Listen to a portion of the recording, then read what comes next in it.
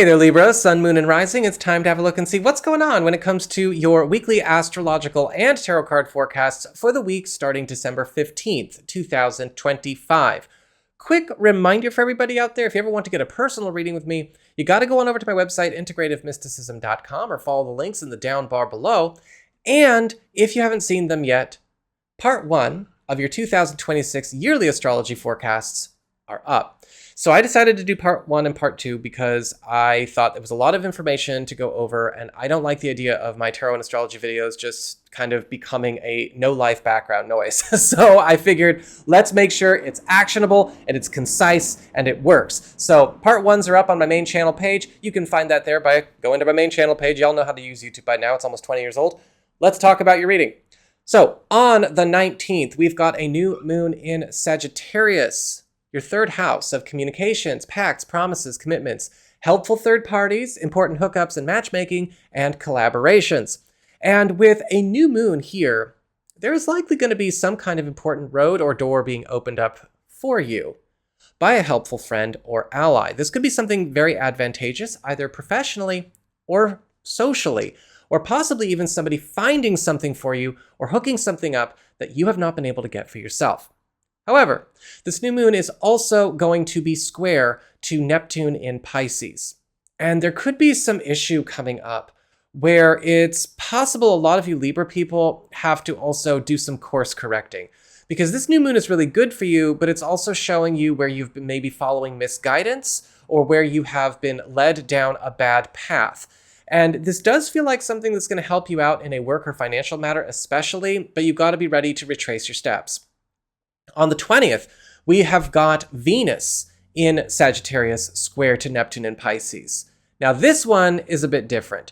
Watch out for hidden catches now or later when it comes to any kind of special favors people are trying to offer you, especially in social and professional affairs.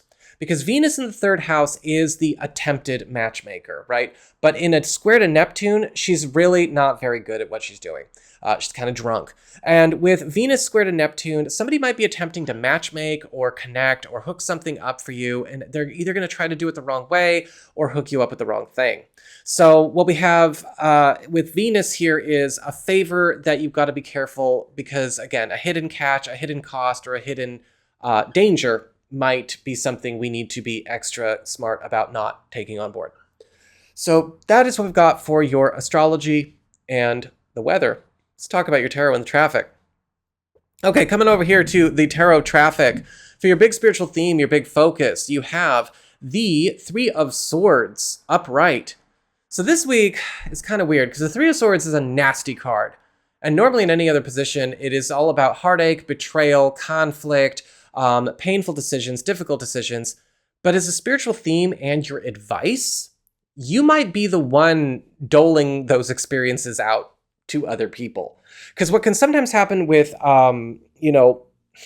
Three of Swords in the spiritual theme, it's kind of like that real say the weird thing. Three of Swords as spiritual advice is kind of like say the uncomfortable thing, say the mean thing, or say the unpopular thing.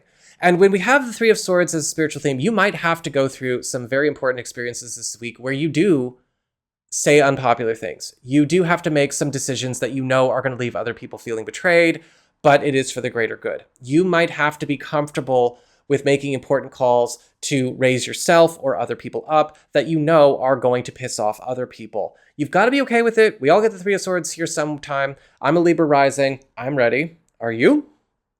For your material circumstances, work, job, and finances, you have the Knight of Swords reversed.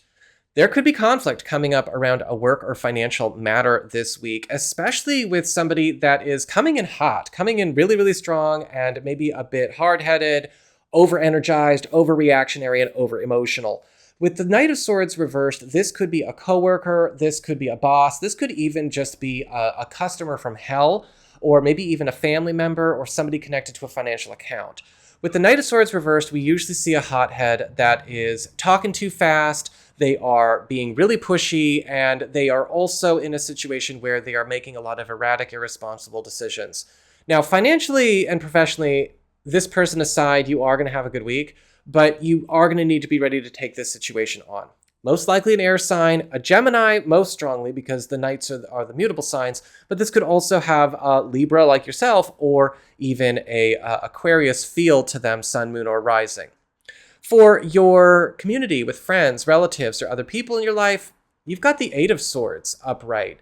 Now, the Eight of Swords upright is indicating that this week there could be something, again, getting in your way in respect to somebody not pulling their own weight. The Eight of Swords can often show up where somebody is stopping something up, holding up the works, whether they are just set in their ways, they're being lazy, they want to be carried, it doesn't matter. And this could be around a group, team, or family situation where everyone does need to pull their weight.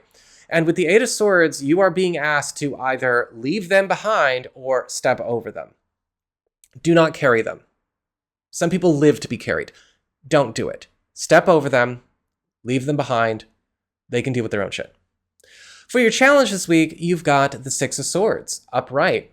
The Six of Swords is kind of an interesting spin because so far, these cards have all been very kind of tense. But the Six of Swords is all about relief. It's all about healing. It's all about moving on to bigger and better things. It's all about release from troubles. So your challenge this week is kind of interesting. You're going to get a lot of outs. You're going to get a lot of opportunities to escape these situations that we've talked about before. But your challenge is to let yourself escape.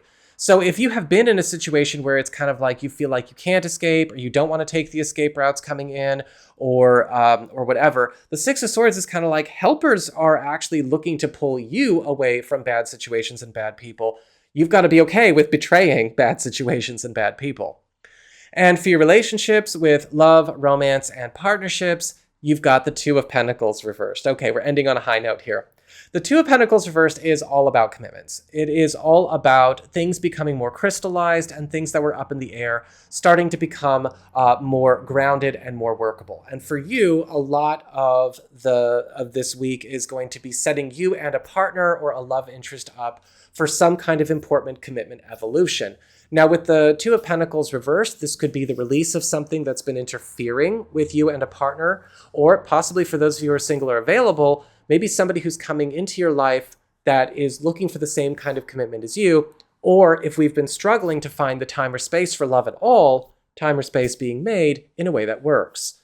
So that is what I've got for you Libra people. I hope you found this helpful. If you did, don't forget my name is Nico, Son of Selene, and if you ever want to get a personal reading with me, head on over to my website. It's integrativemysticism.com.